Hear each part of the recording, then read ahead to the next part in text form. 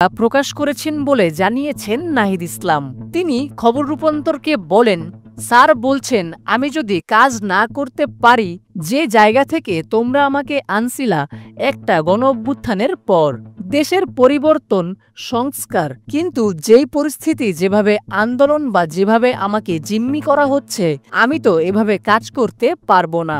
তো রাজনৈতিক দলগুলা তোমরা সবাই এক জায়গায়, কমন জায়গায় নাও পৌঁছাতে পারো। প্রধান উপদেষ্টাকে পদত্যাগের মতো সিদ্ধান্ত না নিতে আহ্বান জানিয়েছেন জুলাইয়ে গণ অভ্যুত্থানের পর নতুন গঠিত দল এনসিপির নেতা নাহিদ ইসলাম।